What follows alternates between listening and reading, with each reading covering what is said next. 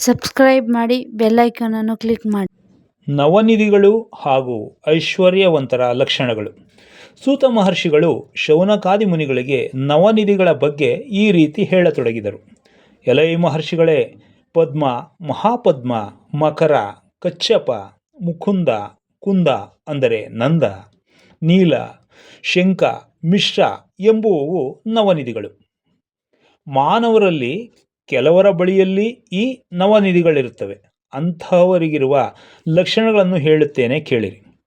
ಪದ್ಮನಿಧಿ ಲಕ್ಷಣಗಳಿರುವ ವ್ಯಕ್ತಿಯು ಸಾತ್ವಿಕನೂ ಕರುಣಾಮಯನೂ ಆಗಿರುತ್ತಾನೆ. ಅಂತಹವನು ಚಿನ್ನ, ಬೆಳ್ಳಿಯಂತಹ ಬೆಲೆ ಬಾಳುವ ಧಾತುಗಳನ್ನು ಸಂಪಾದಿಸಿ ಯತಿಗಳಿಗೂ ದೇವತೆಗಳಿಗೂ ಯಾಜ್ಞಿಕರಿಗೂ ಅವುಗಳನ್ನು ದಾನವನ್ನಾಗಿ ಕೊಡುತ್ತಿರುತ್ತಾನೆ.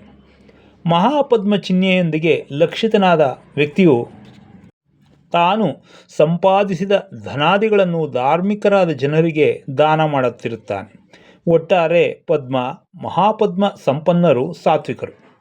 ಮಕರನಿಧಿ ಸಂಪನ್ನರು ಖಡ್ಗ, ಬಾಣ, ಕುಂತಾದಿಗಳನ್ನು ಸಂಪಾದಿಸುತ್ತಿರುತ್ತಾರೆ. ಅವರು ಮಹಾರಾಜರೊಂದಿಗೆ ಸ್ನೇಹವನ್ನು ಬೆಳೆಸುವವರು. ಶ್ರೋತ್ರಿಯ ಬ್ರಾಹ್ಮಣರಿಗೆ ದಾನವನ್ನು ಕೊಡುವವರು. ಸದಾ ಯುದ್ಧ ತತ್ಪರರಾಗಿರುವರು. ಯುದ್ಧಗಳಿಂದ ದ್ರವ್ಯವನ್ನು ಸಂಪಾದಿಸುತ್ತಾರೆ. ಕಚ್ಚಪನಿಧಿ ಲಕ್ಷಣಗಳಿರುವ ವ್ಯಕ್ತಿಯು ತಾಮಸ ಗುಣಗಳನ್ನು ಹೊಂದಿರುವನು.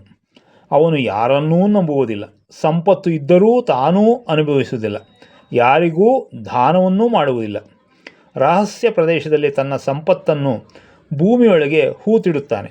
ಮುಕುಂದನಿಧಿ ಲಕ್ಷಣಗಳಿರುವವನು ರಜೋಗುಣ ಸಂಪನ್ನನಾಗಿರುವನು. ರಾಜ್ಯ ಸಂಪಾದನೆ ವಿಸ್ತರಣೆಗಳನ್ನು ಹೊಂದಿರುತ್ತಾರೆ. ಭೋಗ ಲಾಲಸನಾಗಿರುತ್ತಾನೆ. ಅಂತಹವನು ಗಾಯಕರನ್ನು ವೇಶ್ಯೆಯರನ್ನು ಪೋಷಿಸುತ್ತಿರುತ್ತಾನೆ. ನವನಿಧಿ ಲಕ್ಷಣಗಳಿರುವವನು ರಾಜಸ ತಾಮಸ ಎರಡೂ ಗುಣಗಳನ್ನು ಹೊಂದಿರುತ್ತಾನೆ. ತನ್ನ ವರ್ಣದವರಿಗೆ ಆಧಾರಭೂತನಾಗಿರುತ್ತಾನೆ. ಅವರನ್ನು ಯಾರಾದರೂ ಹೊಗಳಿದರೆ ಹುಬ್ಬಿ ಹೋಗುತ್ತಾನೆ. ಬಹು ಪತ್ನಿತ್ವನಾಗಿರುವವನು ಸ್ನೇಹಿತರನ್ನು ಬದಲಾಯಿಸುತ್ತಿರುತ್ತಾನೆ.